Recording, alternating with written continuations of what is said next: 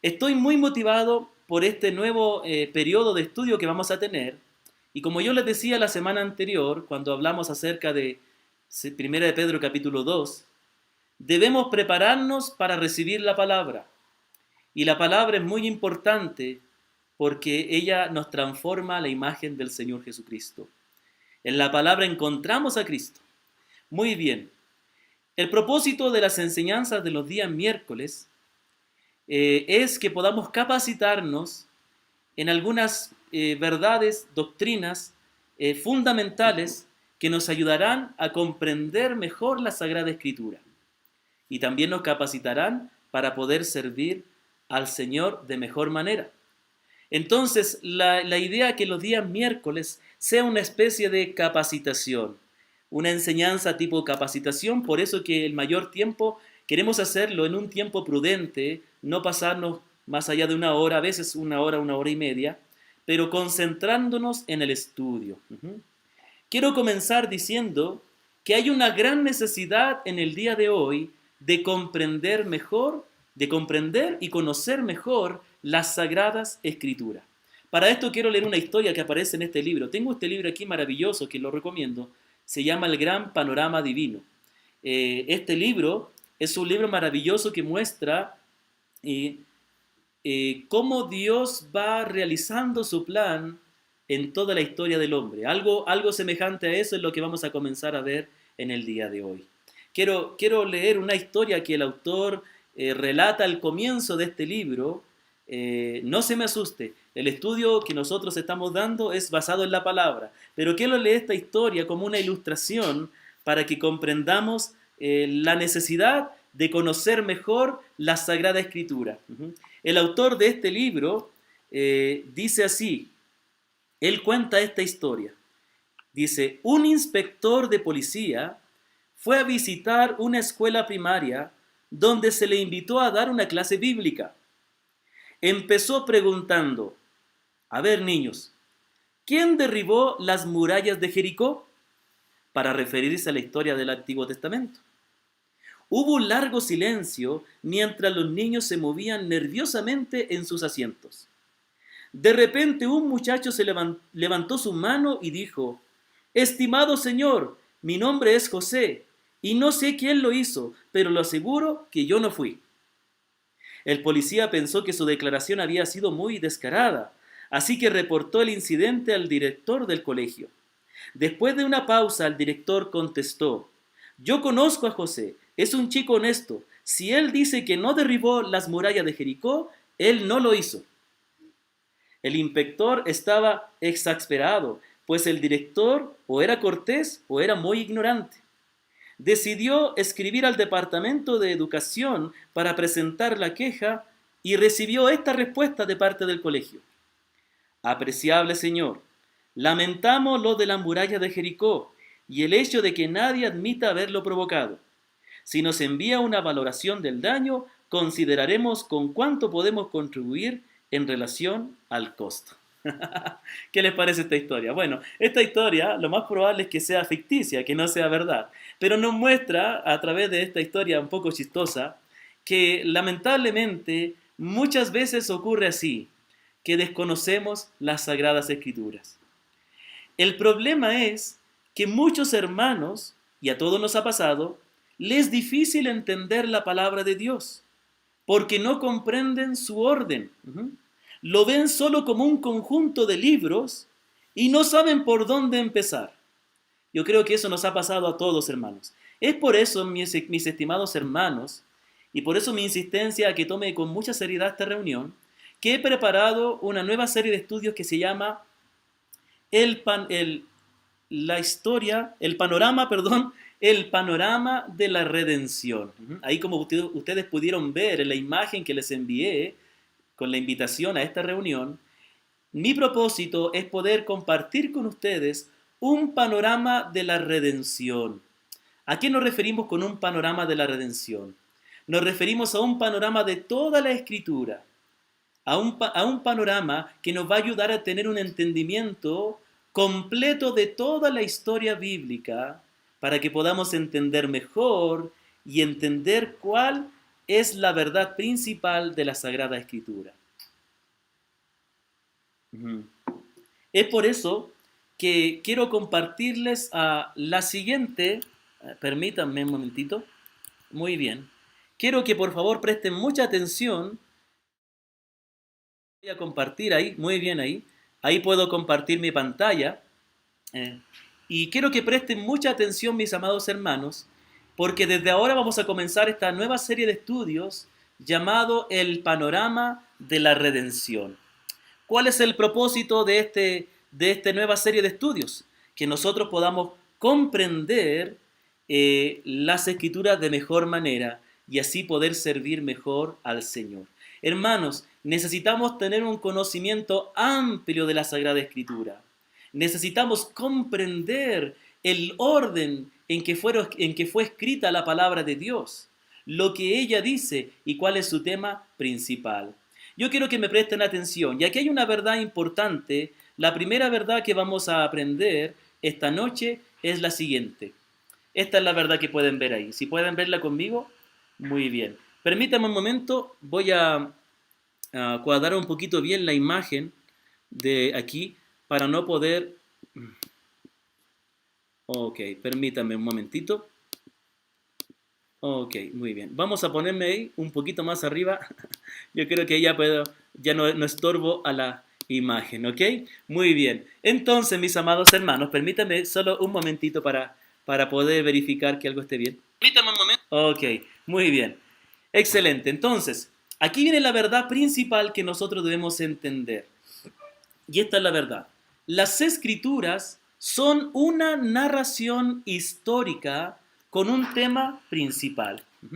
Mire, aunque la Biblia está conformada por muchos libros, realmente es una narración histórica. Bueno, podríamos, quizás el término histórico está un poco de más ahí, pero podemos decir que la Biblia es una narración, relata una historia, relata hechos, eventos de la historia de la humanidad. Es más, si nosotros pudiéramos, pensando en la educación de nuestros hijos, y nosotros también, si nosotros pudiéramos buscar y decir, ¿dónde encontramos un buen libro que nos muestre realmente la historia de la humanidad? Ese libro es la Biblia. La verdadera historia de la humanidad. La verdadera historia es la historia de Dios obrando en este mundo, cumpliendo sus propósitos. Entonces vemos que las escrituras no son un conjunto de libros aislados, como cuando vamos a una biblioteca o vamos a un librero. Ahí tenemos muchos libros, tomamos el que nosotros queremos. A veces en la biblioteca, bueno, en este tiempo hablar de biblioteca es algo extraño, ¿no? Pero yo cuando era pequeño cuando era jovencito, me gustaba ir a la biblioteca del colegio. Y también a la biblioteca, me acuerdo que cuando tenía como 9 años, fui algunas veces a la biblioteca de Concepción, de la ciudad de Concepción, allá en Chile, una biblioteca inmensa, y me gustaba ver libros de ciencia.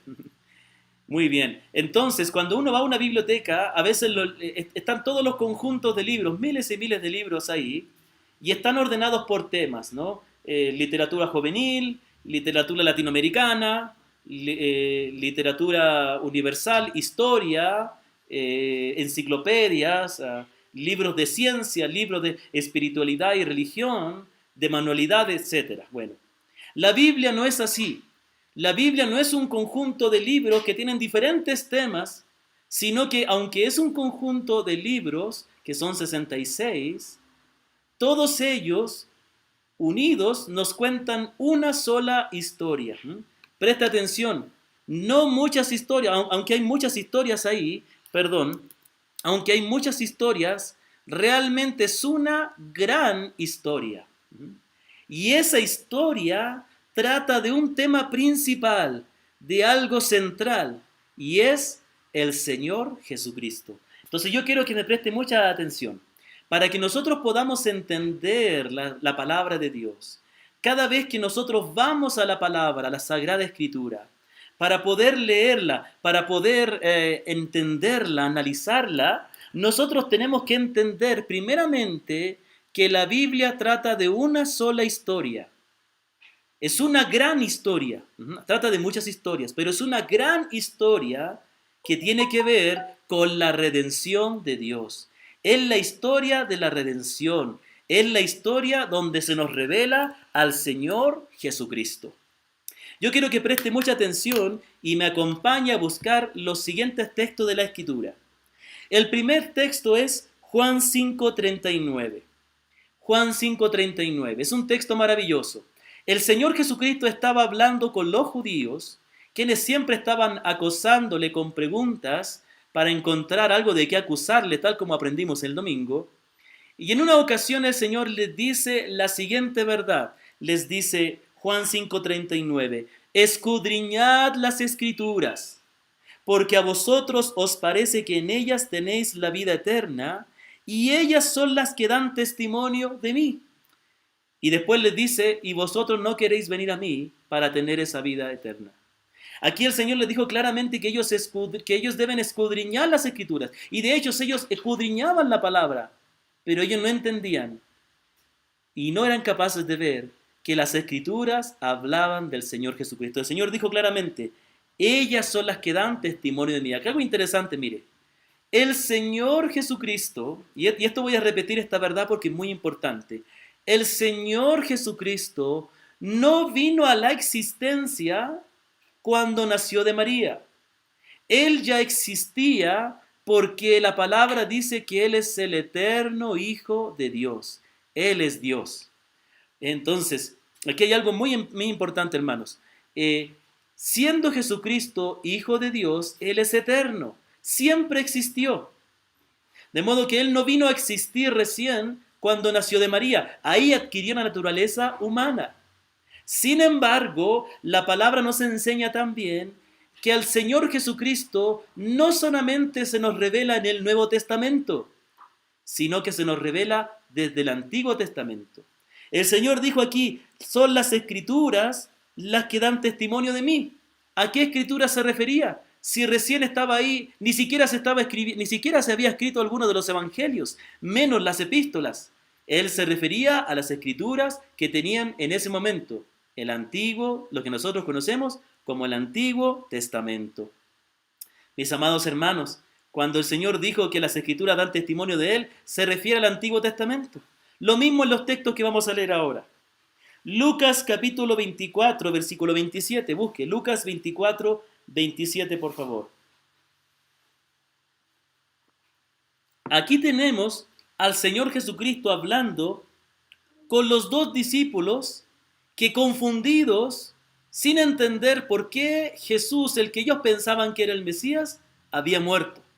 Y entonces Él se les aparece y dice la palabra de Dios, permítame, dice la palabra de Dios que el Señor se les aparece y entonces Él comienza a decirles lo siguiente, Lucas 24, 44.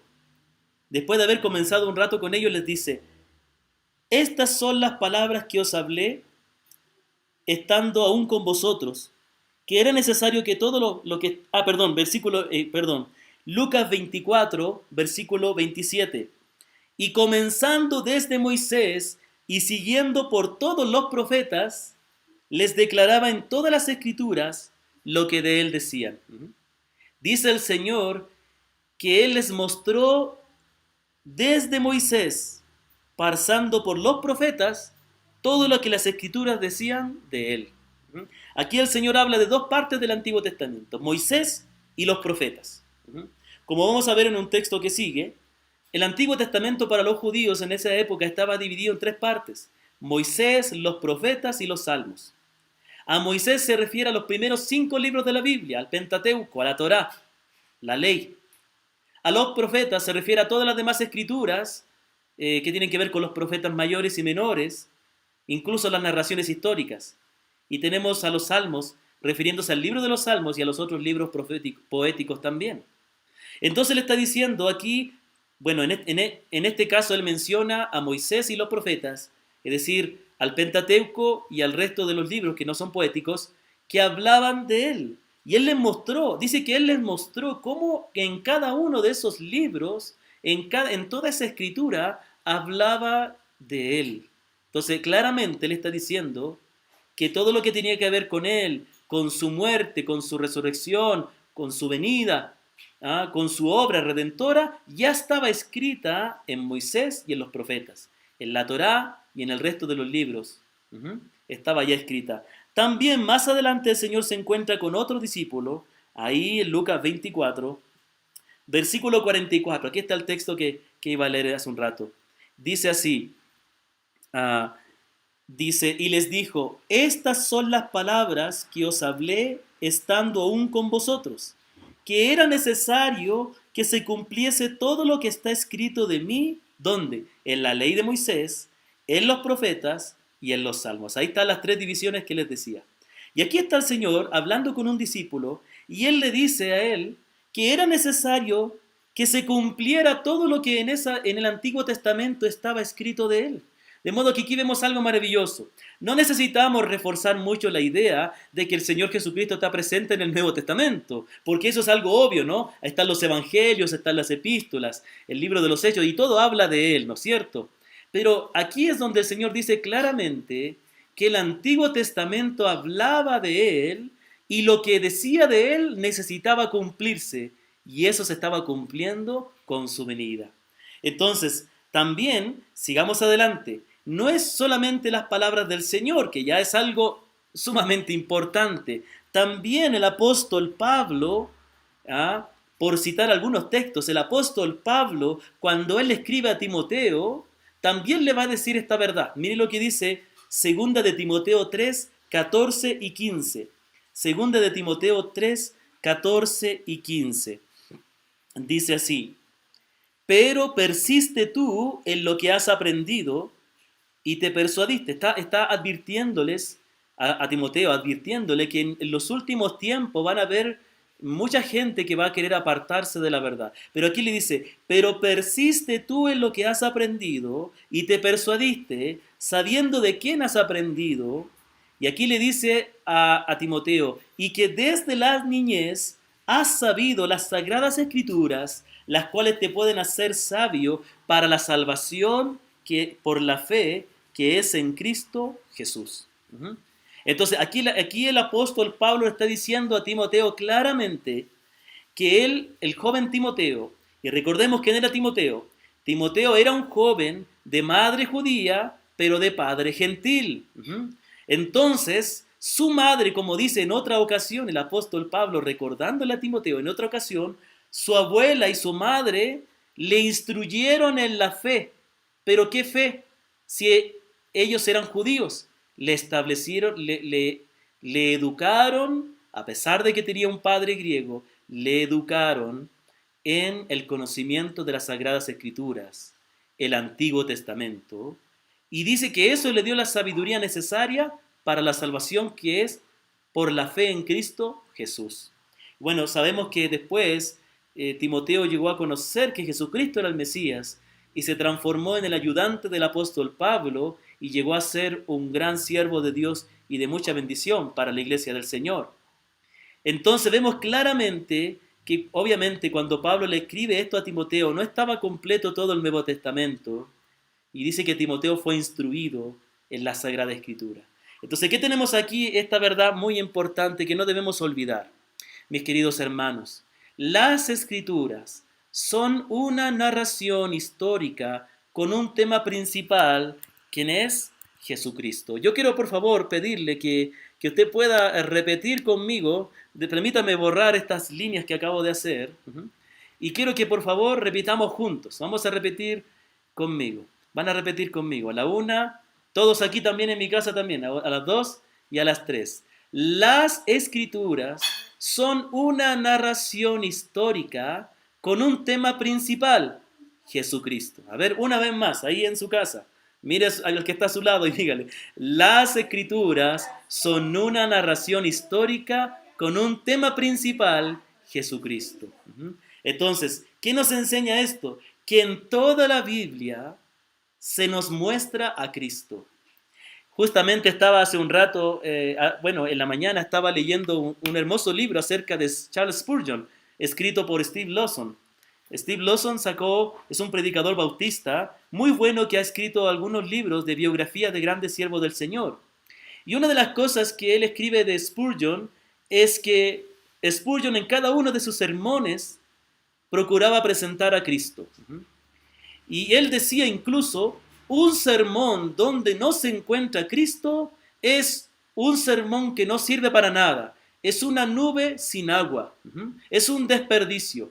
Y alguno podría decir, qué exagerado este Spurgeon. Pero ¿acaso en la Biblia, acaso no acabamos de leer que dice el Señor Jesucristo y el apóstol Pablo que toda la Escritura habla, y refiriéndose al Antiguo Testamento principalmente, y de ahí el Nuevo obviamente, que toda la Escritura habla del Señor Jesús? Es correcto entonces que a través de cada texto de la Biblia podamos conocer más a Cristo o ser conducidos a Él. Déjeme explicarle con el siguiente gráfico. Aquí si pueden ver el siguiente gráfico que tengo aquí. Aquí tenemos la función y la relación que tiene el Antiguo Testamento con el Nuevo Testamento. El Nuevo Testamento era la promesa del Mesías, la promesa del Cristo, la promesa del Salvador. Tenemos en Génesis 3:15 que Dios prometió enviar un descendiente de la mujer. Inmediatamente después que el hombre y la mujer pecaron, Dios prometió enviar un descendiente de la mujer. Y todo el Antiguo Testamento habla de la promesa del Mesías. También los profetas. Ellos anunciaron que el Mesías nacería de Belén, de una mujer virgen. También Isaías, en el capítulo 53 de su profecía, habla de los padecimientos de Cristo en la cruz. Todas esas cosas eran promesa, era la promesa del Mesías. ¿Qué relación tiene entonces? El Antiguo Testamento es la promesa y el Nuevo Testamento es el cumplimiento. Entonces tenemos aquí que con relación a Cristo, el Antiguo Testamento nos promete a Cristo y el Nuevo Testamento nos muestra el cumplimiento de esa promesa. El Antiguo Testamento anunciaba la venida del Mesías, el Nuevo Testamento anuncia la llegada del Mesías. No se olvide, el Antiguo Testamento anunciaba la promesa del Mesías y el Nuevo Testamento anuncia la llegada del Mesías. El Antiguo Testamento anunciaba los padecimientos del Mesías. El Nuevo Testamento nos muestra los padecimientos del Mesías. Y así, el Antiguo Testamento anunciaba que habría, por medio de un descendiente de Abraham, de la descendencia de Abraham, prometía que serían benditas todas las naciones de la tierra.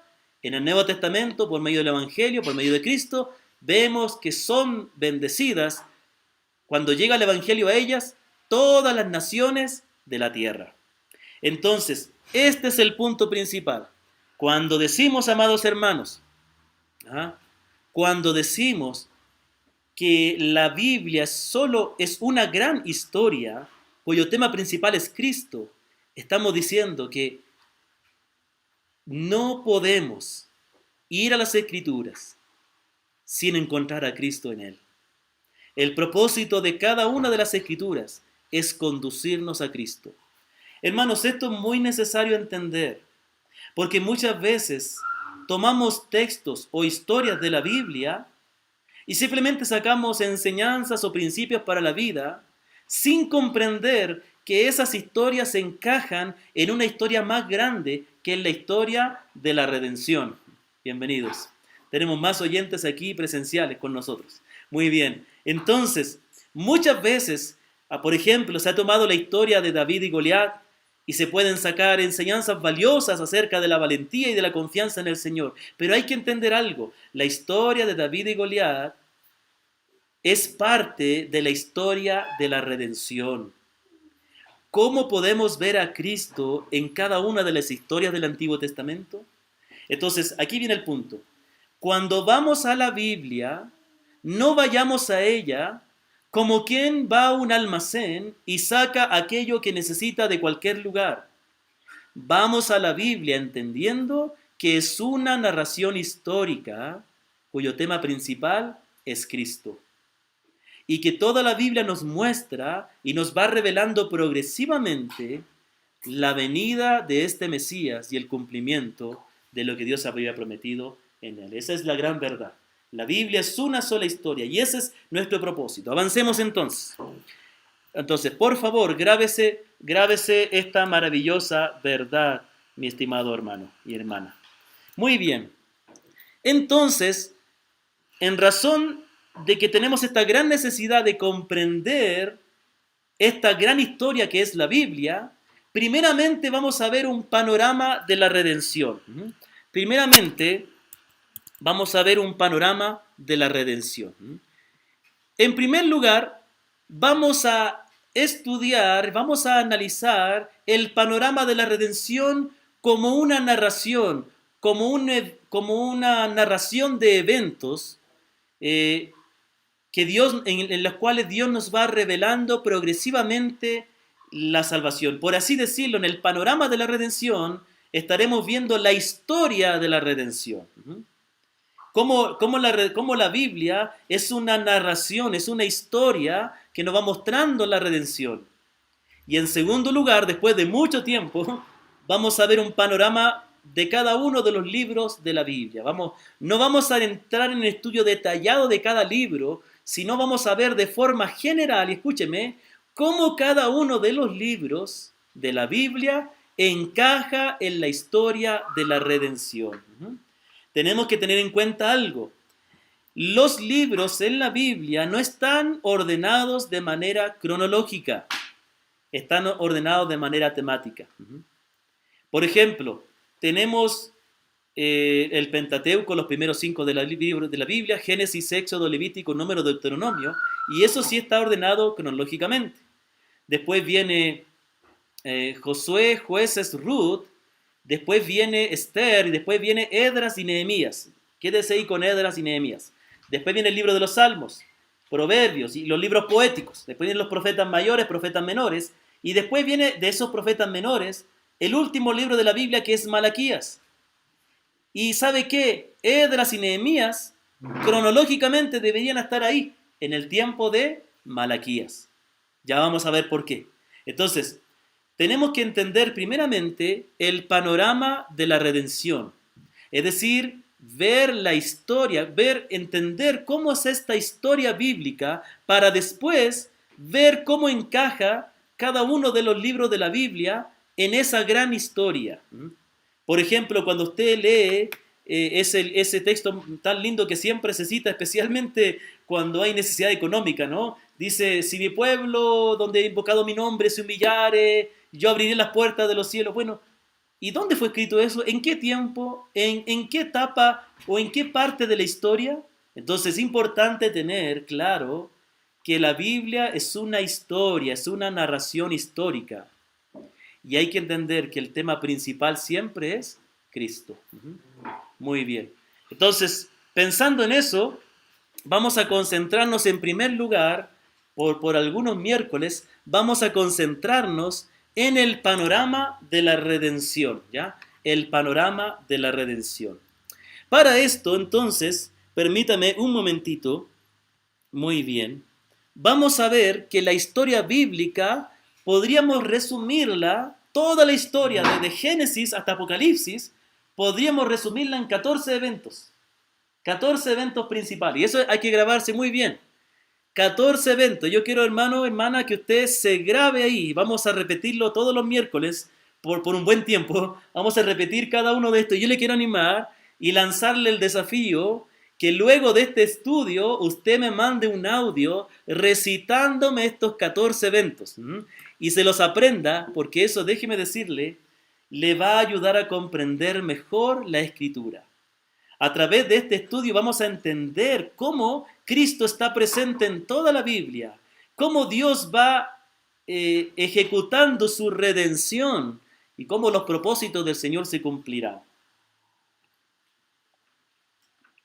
Entonces, como pueden ver en la pantalla, aquí hay 14 eventos en los cuales se divide la historia. Y permítame relatarle cada uno de estos eventos y voy a ir subrayando para ir viendo en cuál avanzamos. Tenemos el primer evento, es la creación. Tenemos ahí la creación.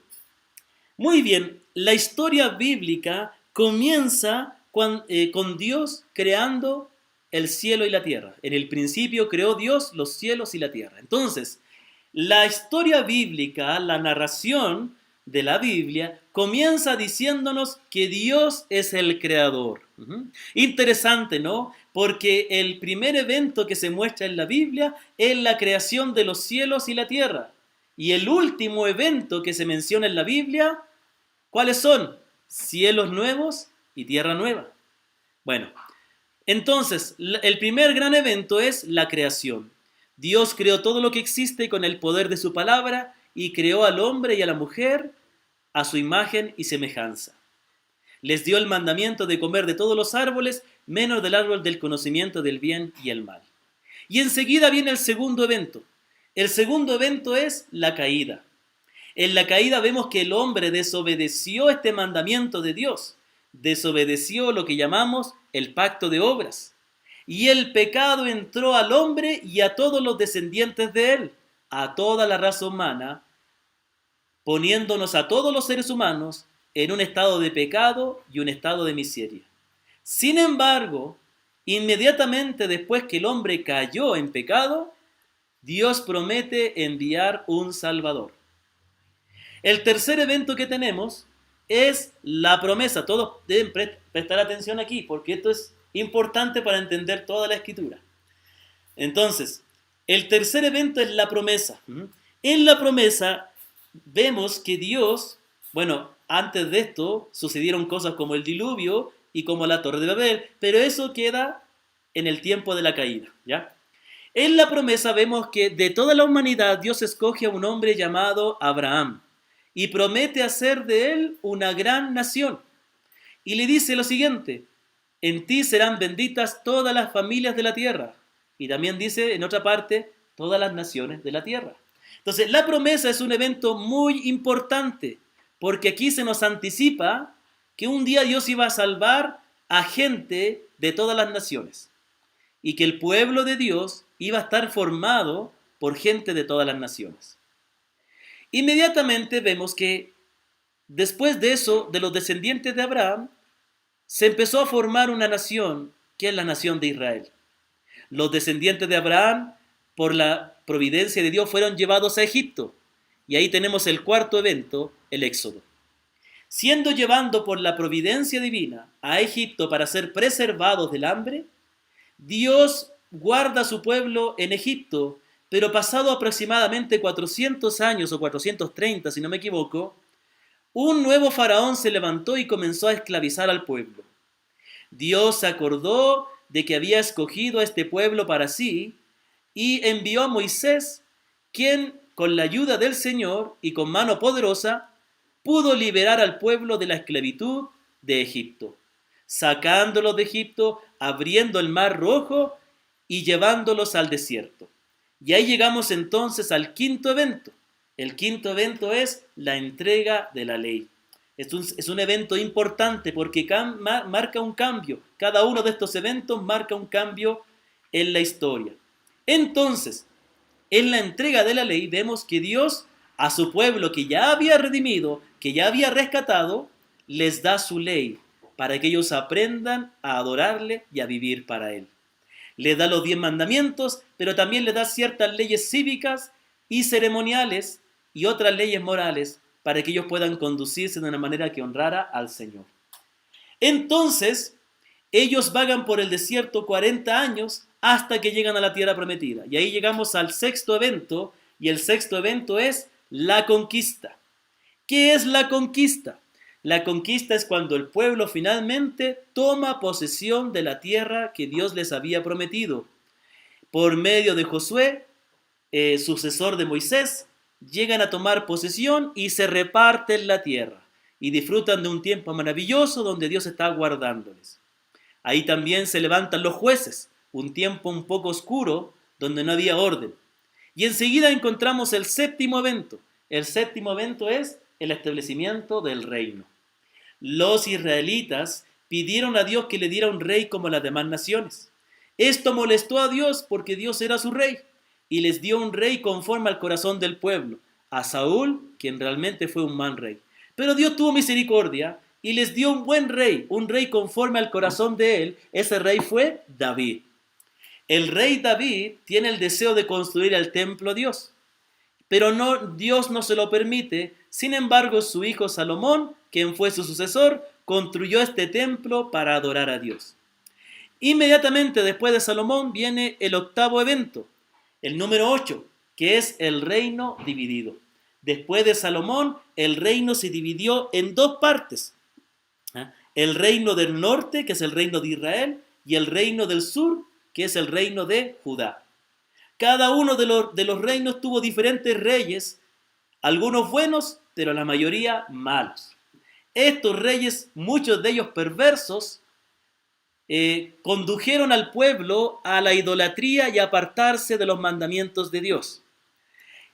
Entonces ahí llegamos al noveno evento, al número 9, la cautividad. La cautividad.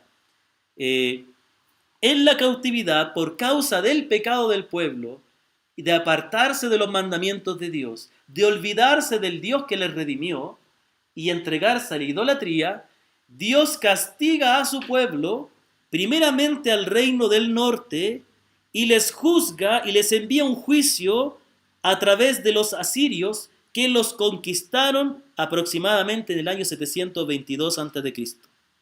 Por otra parte, el reino del sur, el reino de Judá, también es castigado por Dios y son llevados al exilio cuando fueron conquistados por los babilonios. Entonces, la cautividad tenemos la cautividad por parte de los asirios y del reino del norte y de los babilonios al reino del sur. Así pasaron algunos años y ahí llegamos al evento número 10, el retorno. Dios en su infinita misericordia obra para que un remanente, quien estaba en la cautividad, en la diáspora o en el exilio, pudieran regresar a Israel y específicamente a Jerusalén y reconstruir tanto la ciudad como el templo. Es así como Dios levanta hombres como Zorobabel, como Esdras y Nehemías, quienes vuelven por la gracia del Señor y con la ayuda de reyes paganos en los cuales ellos estaban viviendo en esos reinos, y retornan y reconstruyen Jerusalén, el templo y la adoración. También ahí es un tiempo un poco oscuro en el pueblo de Israel, donde ellos se apartan y dejan de adorar a Dios verdaderamente. Ahí hay aproximadamente, si no me equivoco, 400 años de silencio, y ahí entonces llegamos al evento número 11, la venida del Mesías. Este evento quizás es el más importante de toda la historia. Voy a aquí marcarlo con un círculo. Porque justamente este es el cumplimiento de todas las profecías que se hicieron antes, marcando una división clara en lo que llamamos el Antiguo Testamento y el Nuevo Testamento, o el Nuevo Pacto, el Antiguo Pacto y el Nuevo Pacto, lo cual vamos a explicar más adelante, no os preocupéis. Entonces, el evento número 11 es la venida del Mesías prometido, prometido desde la creación, prometido en cada uno de estos lugares y especialmente prometido en el tiempo de los profetas, que es aquí en el reino y en el reino dividido, especialmente en el reino dividido y en la cautividad. Y entonces viene el Mesías, quien es Jesucristo, el Salvador prometido, y Él es el cumplimiento de todas las profecías que se hicieron. Y Él entonces cumple la mayor de las profecías, que es entregar su vida en expiación por su pueblo. Entonces Él muere entregando su vida, sufriendo el castigo por el pecado de su pueblo. Pero Él resucita y reúne a todos los que creen en Él y les envía a predicar el Evangelio a todas las naciones. Ya llegamos al evento número 12, la iglesia en el nuevo pacto. También podríamos llamarle el pueblo de Dios en el nuevo pacto.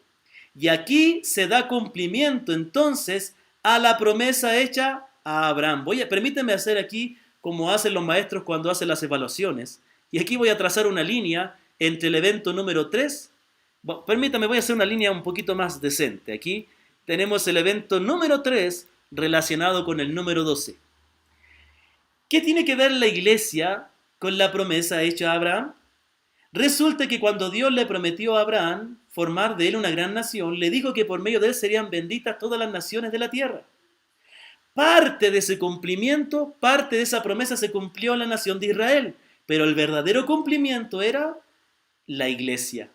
La iglesia es el cumplimiento de la promesa de formar un pueblo de toda lengua, tribu, raza y nación, por la promesa hecha a Abraham, por medio del Señor Jesucristo, que justamente después de su resurrección nos envió por esa misma razón a predicar el Evangelio a todas las naciones.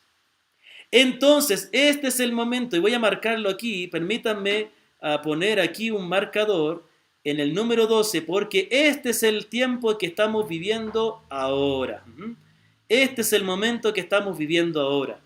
Ahora estamos viviendo el tiempo del pueblo de Dios en el nuevo pacto, la iglesia en el nuevo pacto, cuando Dios está formando su pueblo de toda lengua, tribu, raza y nación. ¿Qué habrá después de esto? Y ahí viene el evento número 13, la segunda venida del Señor, la segunda venida de Cristo. Dice que el Señor volverá por segunda vez. Bueno, en este evento número 13 hay un poco de dolor de cabeza, porque hay muchos puntos de vista en cuanto al orden en que ocurrirá estos eventos. Hay muchos puntos de vista en los cuales no voy a entrar en detalle ahora. Pero aquí hay la verdad central. La verdad central es que el Señor vendrá por segunda vez. El Señor vendrá por segunda vez, rescatará a su pueblo de esta tierra, los arrebatará de esta tierra, y entonces juzgará también al mundo, a todos los que rechazaron a Cristo, a todos los que no fueron salvos por Cristo, dará lo que se merecen, y su pueblo, sus escogidos, aquellos que se arrepintieron y confiaron en Él por obra del Espíritu Santo, entrarán, y aquí viene el evento número 14, a cielos nuevos y tierra nueva. Y veremos en cielo nuevo y tierra nueva cómo este evento se relaciona con el primero. Y aquí voy a hacer otra rayita. El evento número 14 se relaciona con el primero. ¿En qué sentido? Que justamente la narrativa o la narración histórica de la Biblia comienza hablándonos de que Dios creó cielo nuevo y tierra nueva y al hombre en el huerto del Edén viviendo con Dios. Y entonces llega a su cumplimiento, al propósito final que siempre fue de Dios, en cielo nuevo y tierra nueva, viviendo los hombres con Dios para nunca más separarse de Él. Amén, hermanos. Ese ha sido el panorama, la historia de la redención. La historia de la redención. Vamos a repetir juntos. Permítanme, voy a borrar estas rayitas porque no se entiende nada. Parece cuaderno de apuntes. Cuaderno de universitario parece, de colegial. Ok, entonces, vamos a ir repitiendo juntos. Primeramente, entonces, vemos que la historia bíblica es una gran historia de la redención. La Biblia trata de la gran historia de la redención. La historia de la redención comienza con la creación. Dios creó todo y al hombre y a la mujer a su imagen y semejanza. Continúa con la caída, el hombre desobedeciendo el mandato y trayendo el pecado al mundo, pero Dios promete un Salvador. Continuamos con la promesa hecha a Abraham de formar una gran nación de todas las naciones. Continuamos con el Éxodo, Dios redimiendo a su pueblo de Israel y liberándolo de la esclavitud de Egipto. Continuamos entonces que Dios los lleva al desierto y les entrega su ley y les enseña cómo adorar a Dios. Después de 40 años el pueblo llega a la tierra prometida y la conquistan con el liderazgo de Josué, sucesor de David, de Moisés. Entonces ahí comienza la época del reino.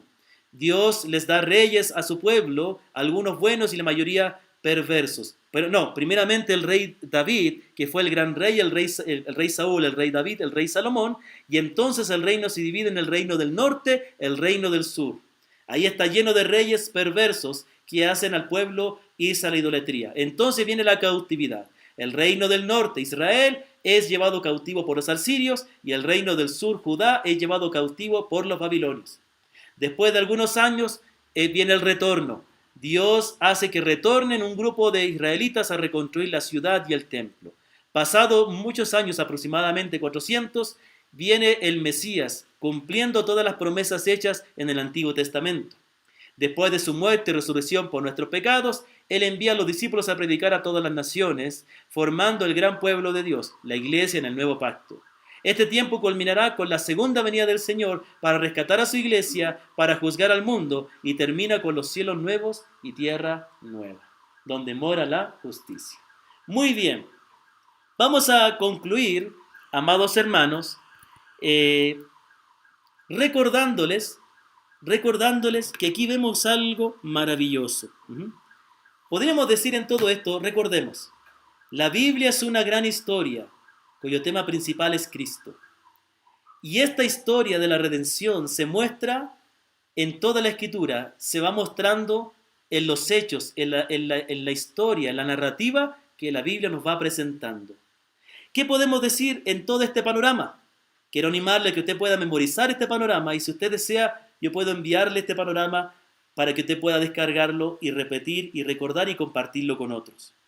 Vemos entonces, escúcheme con atención, vemos que la Biblia es una gran historia de la redención.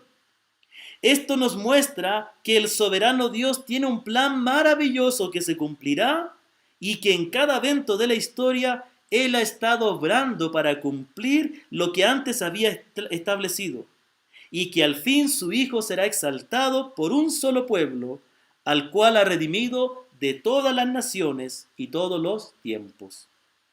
Quiero terminar con estas palabras del libro de Apocalipsis. Apocalipsis capítulo 21, versículo 1 al 4.